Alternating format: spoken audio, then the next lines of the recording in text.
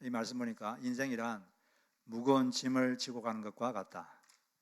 인생이란 건 누구에게나 다 수고하고 무거운 짐을 지고 가는 것입니다. 이게 예수님께서 인생을 보는 관점입니다. 한두 사람이 그런 게 아니라 모든 사람이 다 그래요. 여기 여러분 많이 앉아 계신데 여러분 인생은 너무 가볍고 항상 즐겁습니까? 다 무거운 짐을 지고 들고 가고 계시죠. 여러분 나만 그런 게 아니라 왜 나만 이래? 그러면은 하나님 뭐라고 답할까요? 인생이란 원래 다 그런 거야. 인생이란 원래 힘든 겁니다. 원래 모든 사람이 다 무거운 짐을 지고 가는 것과 같은 것이 인생입니다. 그게 당연한 것이고 당연하게 받아들여야 돼요. 그런데 사람마다 짐의 종류가 다 다를 뿐입니다. 종류만 달랐지 모든 사람은 인생이란 게 상당히 무거운 짐을 지고 같이 무겁고 수고스럽습니다. 왜 그러냐? 이 어떤 철학자는 이 21세기를 피로 사회다, 피곤한 사회다, tired society. 왜 피로 사회냐? 이 21세기는 성과 사회이기 때문에 그렇습니다. 다 성과를 내기를 주변에서 요구하고 성과를 안 내면 가만두지 않습니다. 계속 경쟁자가 있고 밑에서 치고 올라오고 또 계속 성과를 내지 못하면 스스로도 부끄럽게 생각하고 또 계속 그런 압박감 속에서 있고 또 먹고 살기 위해서는 피곤해도 계속 해야 되는 거거든요. 그래서 이 사람이 상당히 피곤한 것이 21세기 사회입니다. 그럼 지금 잘 된다고 계속 잘 될 거냐? 그런 것도 아니죠. 1980년대 한국에서 최고의 영화 감독이었던 분, 배창호 감독은 그때는 정말 잘 나갔죠. 그래서 한국의 스필버거다 이런 별명까지 붙었는데 근데 90년대 이후로는 잘 안 되고 행황이 잘 안 되고 또 최근에는 자기가 기획했던 것이 제대로 되지 않자 강박관념에 걸리고 불면증, 우울증에 걸려가지고 2015년도에 지하철로 뛰어들었어요. 근데 이제 갑자기 정신을 차리고 안전 공간으로 갔기 때문에 다치진 않았지만 누구나 힘든 것입니다. 그러면 이렇게 잘 안 나가는 사람만 힘들고 잘 나가는 사람은 힘들지 않느냐? 그것도 아닌 것 같습니다. 어제 지난주에 말씀드린 듯이 어떤 사람이 뭐 청와대 보좌관도 하고 또 유명 신문사 편집국장도 하고 그러다가 어떤 일을 하려고 하다가 잘 안 돼가지고 큰 우울증에 빠져가지고 그걸 극복한 기사를 월간 조선에 실었습니다. 그러자 평소에 알고 지내던 사회 지도층 인사들이 아주 여러 사람이 자기 전화해가지고 자기도 똑같다는 거예요. 자기도 지금 사회적인 눈 때문에 말은 못하고 매일 잠이 안 와가지고 수면제로 먹고 살고 또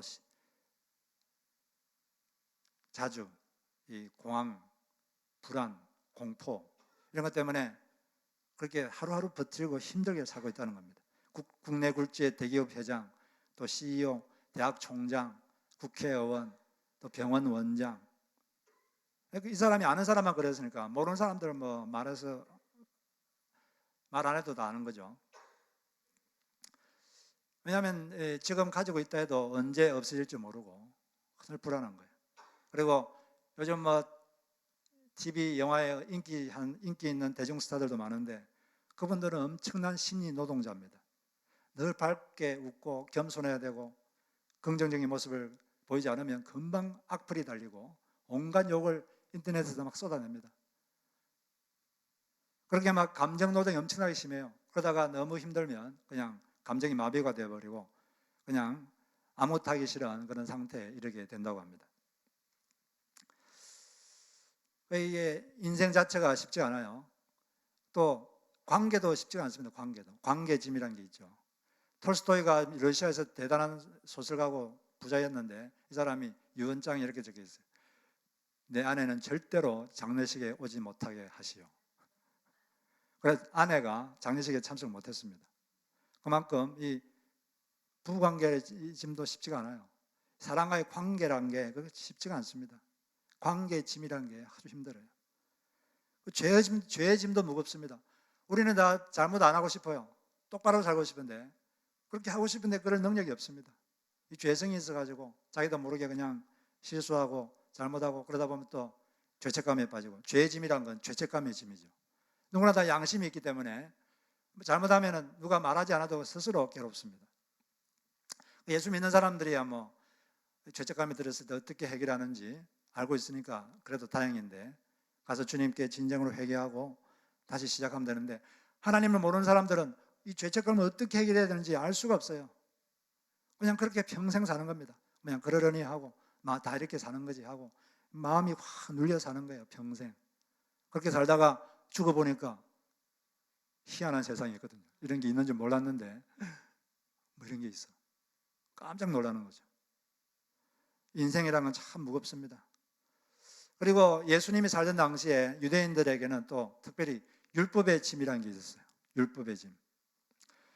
그 당시 종교 지도자들, 바리새인들, 또 서기관들이 하나님의 말씀을 오해해가지고 곡해를 해가지고 하나님이 시키지도 않은 일을 자기들이 마음대로 말씀을 이렇게 해석해가지고 백성들에게 아주 무거운 그런 규정들, 종교적 규례, 율례 이런 것들을 주가지고 아주 괴롭혔습니다. 그리고 자기들이 정한 그 율례를 안 따르면 죄인 이렇게 딱딱지를 붙이고, 그리고 엄청나게 정죄하고 심하면 막 그냥 출교시켜버리고 아주 힘들었어요.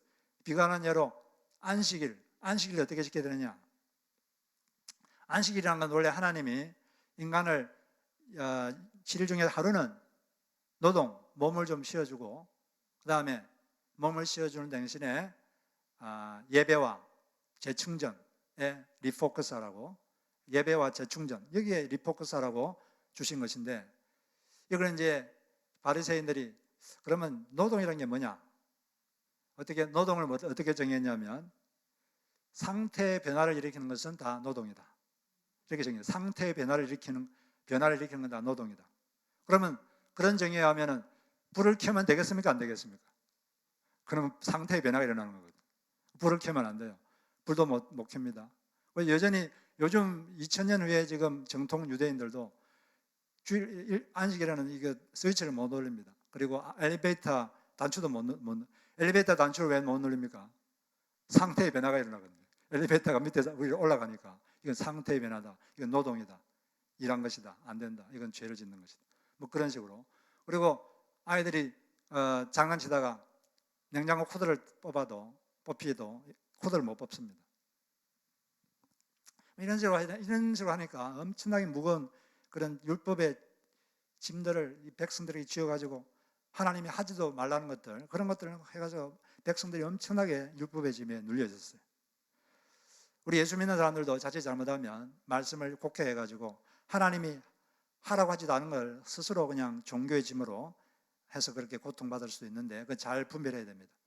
분명하게 말씀하신 하나님의 법에는 순종해야 되지만 하나님의 뜻을 곡해해서 불필요하게 종교적 짐을 가질 필요는 없는 것이죠. 이런 많은 짐들을 지닌 사람들에 대해서 예수님의 답은 뭐냐? 나한테로 오라는 거죠. 예수인 나한테로 오라. 그러면 내가 쉼을 주겠다. 그게 주님의 답입니다. 우리가 주님께 가서 주님, 제가 이런 무거운 짐이 있습니다. 주님, 이 짐을 좀 져주십시오. 이렇게 말씀드리면 주님께서 짐을 져주시겠다는 거죠.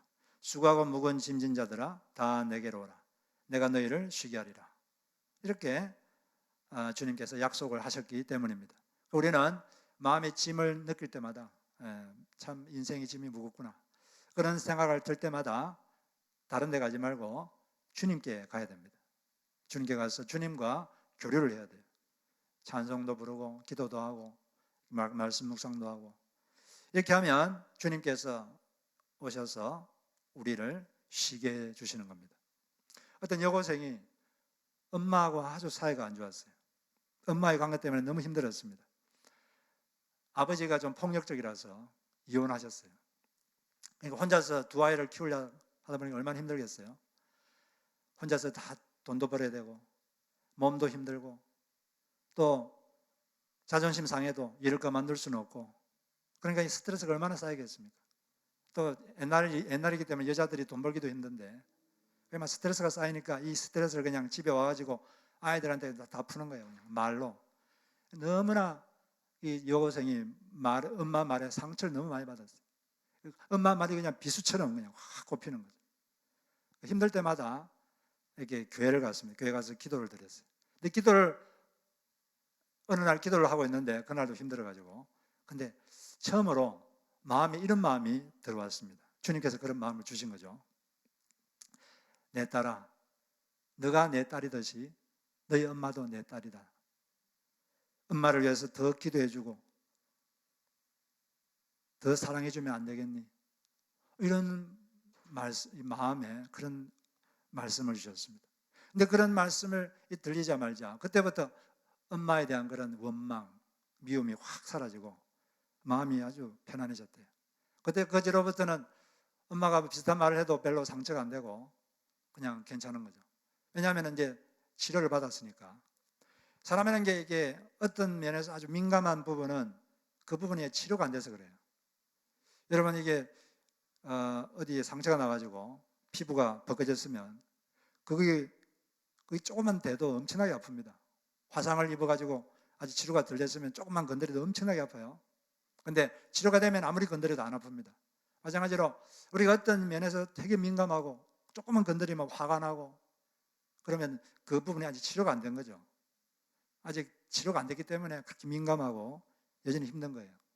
치료가 되고 나면 아무리 건드려도 별로 이렇게 힘이 안 듭니다. 그래서 자기가 아주 민감한 부분, 건드리면 금방 막 이렇게 반응하는 그런 부분이 있으면 빨리 내가 좀 치료를 받아야 되고 정신적인 치료가 필요하구나 이렇게 생각하시고 그렇게 하는 게 필요하죠. 그리고 이제 주님께서는 이렇게 나에게로 오라 이렇게 말씀한 다음에 또 두 번째로 한 가지를 더 요구하셨습니다. 더 깊은 안식을 쉼을 누리려면 어떻게 되느냐. 주님께서 29절에 보면 나는 마음이 온유하고 겸손하니 나의 멍에를 메고 나에게 배우라. 그리하면 너희 마음이 쉼을 얻을 것이다. 그 이유는 내 멍에는 쉽고 내 짐은 가볍기 때문이다. 여기서 더 깊은 안식을 누리려면 어떻게 된다 그랬죠? 나의 멍에를 메고 나에게서 배워야 된다. 이렇게 말했습니다. 예수님의 멍에를 메고 배운다. 이게 무슨 뜻인가? 이걸 이해하려면 그 당시 사회 분위기를 좀 이해를 해야 되는데, 그 당시에는 그 교사를 랍비라 그랬어요. 랍비들이 자기 제자들을 모아가지고 제자들을 가르쳤어요. 제자들이 어떤 랍비에게 배우려면 한 가지 들어오기 전에 약속을 해야 됩니다. 무슨 약속이냐면 랍비의 가르침에 순종하겠다는 약속을 해야 돼요. 당신이 어떻게 가르치든 그걸 배우고 그대로 따르겠습니다. 이런 약속을 해야 그 랍비가 그 사람을 제자로 받아줍니다. 이제 그런 배경하에서 예수님이 이런 말씀을 하신 거예요. 나의 멍에를 메고 내게 배우라. 이 말씀은 나에게 배우고 거기 나에게 순종하겠다는 약속을 해라. 순종의 약속을 하라는 것입니다. 예수님께 배우고 예수님께 하시는 말씀, 그 가르침을 따라 살겠다는 순종의 약속을 하고 순종할 때 너희들은 더 깊은 안식을 누릴 수가 있다. 우리가 처음에 예수님 믿고 마음은 정말 기쁘죠. 그런데 거기서 더 깊은 하나님의 안식에 들어가려면 순종을 해야 돼요. 순종하지 않으면 없습니다.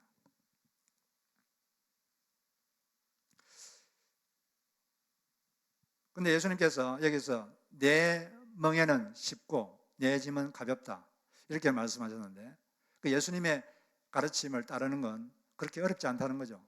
쉽고 가볍다 이렇게 말씀하셨는데 우리가 보기에 그 예수님의 말씀을 지키는 게 그렇게 쉬워 보이지 않습니다. 그렇지 않습니까? 예수님 말씀 지키는 게 그렇게 쉽게 보입니까?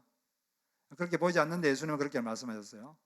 내 명예는 쉽고 내 짐은 가볍다. 그럼 왜 그렇게 예수님이 이렇게 말씀하셨을까? 왜 예수님의 가르침을 따르는 게 이렇게 쉽고 가볍다고 이렇게 말씀하셨느냐? 한 세 가지 정도 이유가 있습니다. 첫째는 예수님의 성품이 가혹하거나 위압적이거나 또는 억압적이지 않고 온유하고 겸손하기 때문에 그런 것입니다. 나는 성품이 온유하고 겸손하기 때문에 내 짐은 쉽고 가볍다는 거죠. 그 당시에 종교 지도자처럼 그렇게 막 억압적이고 가혹하고 그러지 않다는 거예요. 그 당시 종교도 바리새파 사람들은 사람들 사정을 안 봐줬어요. 그냥 자기도 못 지킬 그냥 하라고 그렇게 하고, 안 지키면 죄인이라고 딱 집어치고 정죄하고, 그것도 잘못하면 추교시켜버리고 아주 무서웠습니다. 그런 종교 체제에서 사는 게 너무 힘들었어요. 그런데 예수님은 자기는 성품이 그렇지 않다는 거예요. 나는 그 가혹한 사람이 아니다. 나는 성품이 온유 겸손하다. 그래서 그렇게 너희들을 억압하고 가혹하게 그렇게 하지 않는다는 거예요. 우리는 하나님의 성품이 온유하고 겸손하다는 걸 알아야 됩니다. 예수님의 성품 보면은 하나님의 성품이 뭔지 알죠?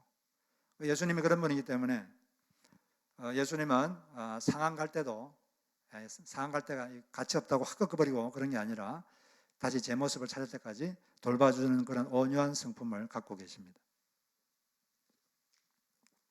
그래서 주님의 가르침을 따르는 것이 쉽고 가볍다 이 말은 1차적으로는 그 당시 종교 지도자들, 바리새인들과 서기관들이 요구하는 그런 종교적 규례, 율례 그런 게 비교해 보면 아주 쉽고 가볍다, 그런 것이 되겠습니다. 1차적인 뜻은 그들과 비교해 봤을 때 그렇다는 말씀이에요. 우리는 이 예수님의 그 말씀을 따를 때 쉽고 가벼운 삶을 살 수가 있습니다. 이사야 48장에 보면 너가 나의 명령에 주의하였더라면 너의 평강이 강과 같았겠다. 말씀에 순종했으면 평강이 강과 같았을 텐데 그렇지 못해서 인생에 어려움이 많다는 거예요. 여러분, 누굴 미워하고 사는 게 살기가 편하겠습니까? 아니면 사랑하고 존경하며 사는 게 서로 인생이 편하겠습니까? 예, 누굴 미워한다는 건 엄청나게 힘들어요. 엄청난 에너지가 필요합니다. 정신적 에너지, 너무 힘들어요. 그래서 탈무드에는 이런 말이 있습니다. 너의 원수를 파멸시키고 싶으면 너의 원수로 하여금 너를 정화하도록 해라. 누굴 미워하면 이 사람이 존재하기가 힘들어요. 그래서 주님의 말씀 따라 사는 게 오히려 쉽습니다. 우리는 주님의 말씀을 따라 살 건지 아니면 세상 가르침을 따라 살 건지 이걸 정해야 돼요. 세상이란 것은, 세상은 하나님은 계시지 않다, 이런 가정하에서 세워진 게 세상입니다. 세상의 모든 이 체계는 하나님은 존재하지 않는다, 하나님은 우리 인간의 삶에 개입하지 않는다, 이런 걸 가정하에서 생긴 게 세상 체제입니다.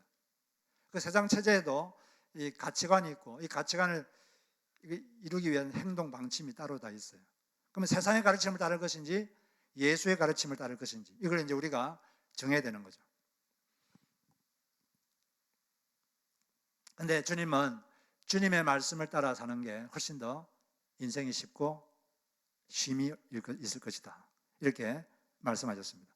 예를 들어 보면 어떤 집사님이 여고생 딸이 있는데 그 어떤 애가 자기 딸을 너무 괴롭힙니다. 너무 화가 났어요. 머리 끝까지 폭발할 지경이 됐습니다. 그렇지만 그때 이분은 가서 막 부모님을 따지거나 혼내거나 그러지 않고 기도하면서 그 일을 주님께 맡기기로 선택했어요. 그리고 가서 막 따지고 화내버리지 않고 사랑하고 용서하기로 그렇게 그쪽으로 선택을 했습니다. 그랬더니 얼마 후에 그렇게 괴롭히던 상대 아이가 자기 잘못했다고 사과를 하고 그 애와 부모가 그 교회를 오게 됐다고 합니다. 교회 와가지고 신앙생활을 같이 하게 됐다 그래요. 만약에 그분이 자기 딸을 누가 괴롭힌다고 막 화가 나가지고 그 상대 아이를 혼내고 또 부모한테 같이 따지고 뭐 그랬다면 자기 딸도 학교에서 사는 게 더 괴로웠을 테고 또 그 가족이 교회 오고 예수 믿는 것은 거의 불가능했을 겁니다.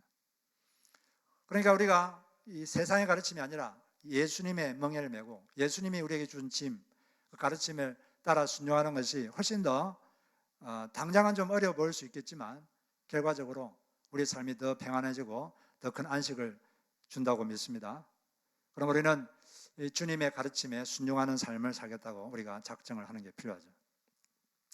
두 번째는 왜 그러면 예수님이 주시는 멍에 짐, 이거는 곧 주님의 가르침에 순종하는 것을 말해요. 그것은 쉽고 가벼우냐. 두 번째 이유는 예수님의 멍에는 예수께서 같이 져주시는 짝 멍에이기 때문에 그렇습니다. 그 당시 멍에는 멍에가 있으면 그림 한번 보여주시죠. 저 그림 보이시죠? 저 멍에 하나에 소가 두 마리 같이 이렇게 갑니다. 그래서 저게 이제 수레를 끌거나 전기를 메고 이렇게 하죠. 그러니까 두 마리가 같이 끄니까 짐이 2분의 1씩 이렇게 나눠지니까 훨씬 가볍겠죠. 예수님께서 나의 멍에는 가볍다 이 말은 우리와 같이 멍에를 같이 져 주신다는 겁니다. 혼자 너무 잘해봐 이게 아니라 주님께서 같이 옆에서 같이 그 짐을 져 주시고, 그렇기 때문에 우리의 멍에가 가볍다는 그런 말씀이 되는 것이죠. 주님께서 지금 이 시간도 우리 옆에서 같이 멍에를 메고 우리와 함께 짐을 져주고 계시는 것을 믿습니다. 인생의 짐이 무겁지만 주님께서 이 인생의 짐을 같이 메고 계시다. 이걸 굳게 믿으시기 바라요. 그런데 분명히 예수님은 약속하기를 내가 절대 너를 떠나지 않고 버리지 않고 함께 하겠다고 말씀하셨는데 우리는 가끔씩 그렇게 느끼지를 못합니다. 예수님이 함께 계신 것 같지도 않고 주님께서 우리 삶에 개입하는 것을 느낄 수가 없을 때가 있어요. 그때 어떻게 해야 됩니까? 근데 한 가지 그때 알아야 될 것은 주님은 함께 계시겠다고 약속하셨지 함께 계시는 것을 느끼게 해주겠다고 약속하지는 않았습니다. 우리가 느낌이 없어도 그냥 주님이 그 약속한 걸 믿어야 돼요. 주님은 그냥 함께 계셔서 내가 못 느껴도 같이 계시고 같이 멍에를 같이 져주고 계시는구나. 이걸 믿으실 때 그 믿음의 역사를 체험할 수 있다고 믿습니다. 가끔씩 하나님은 침묵하실 때가 있어요. 그것은 우리가 더 믿음이 더 커지라고 하나님께서 이 감정을 제거할 때가 있어요. 느낌을 못 느끼게 할 때가 있습니다. 그것은 하나님과 더 깊은 관계로 들어가라고 그런 거예요. 어떤 사람들은 보면 하나님 자체를 추구하는 게 아니라 어떤 체험을 추구하는 분이 계십니다. 체험 자체. 물론 체험이 중요합니다.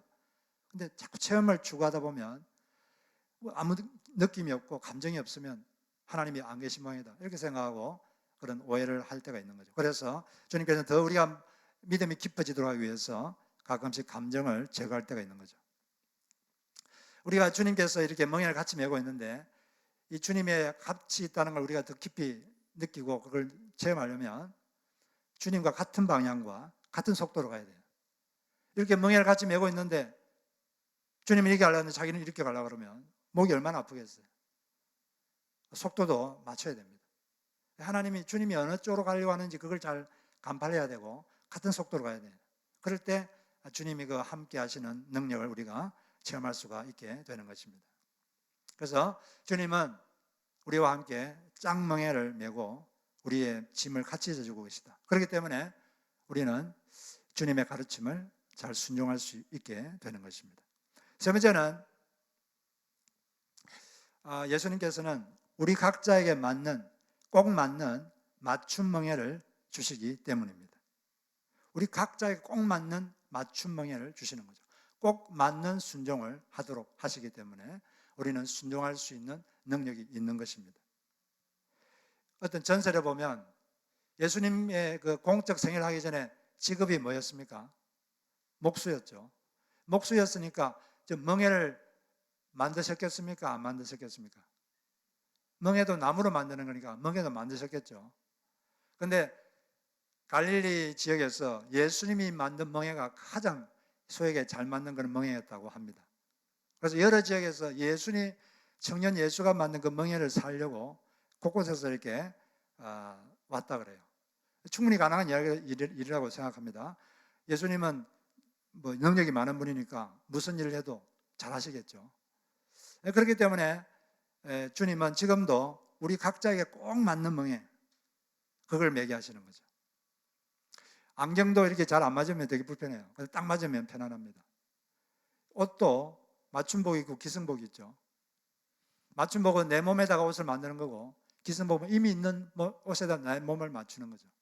맞춤복을 하면 훨씬 편합니다. 맞춤복을 하면.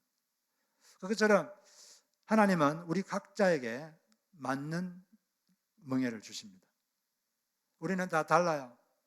우리 가정, 자라난 가정도 다르고, 가정 문화도 다르고, 읽은 책도 다르고, 또 좋아하는 것도 다르고, 또 상처의 종류도 달라요.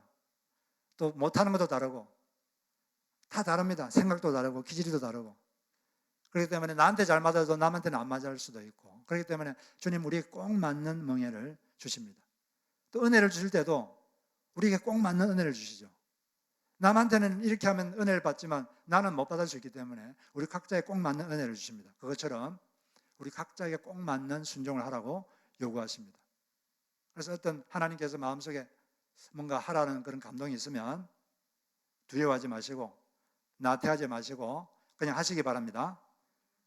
주님께서 여러분에게 꼭 맞는 걸 주시기 때문에 그 한다고 잘못되거나 절대 그렇게 되지 않습니다.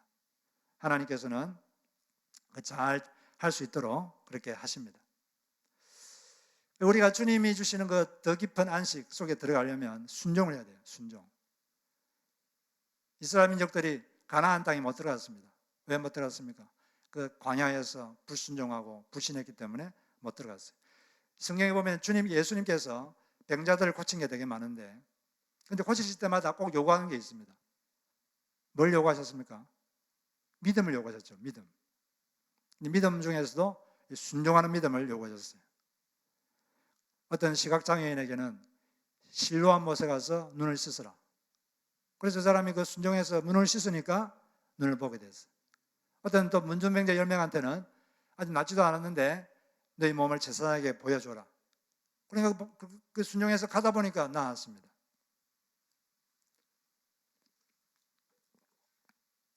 또 구약시대 때 나아만 장군이 문둥병에 걸려가지고 엘리사 선지자에게 왔어요.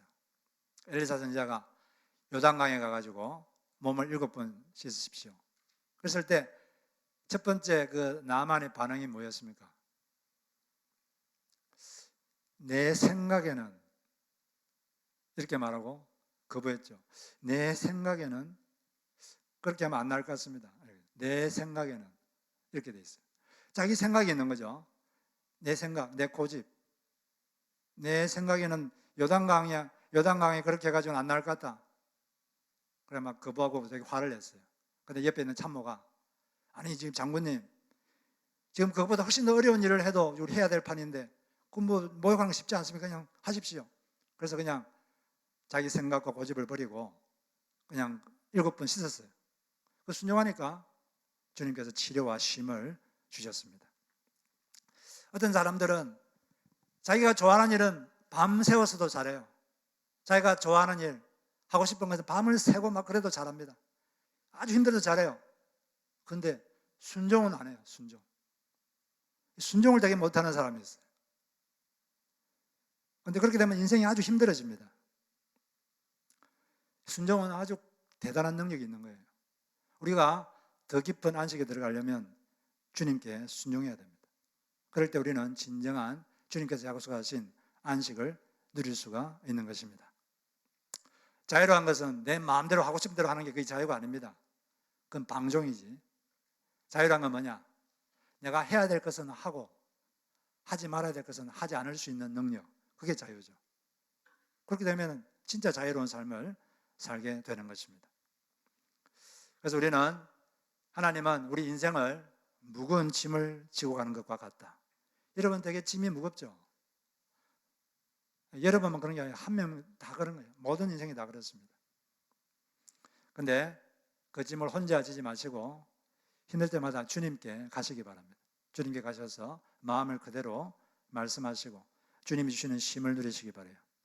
그리고 더 깊은 안식을 누리려면 주님의 멍에를 메고 주님께 배워야 되고 그 배운 대로 따라해야 됩니다.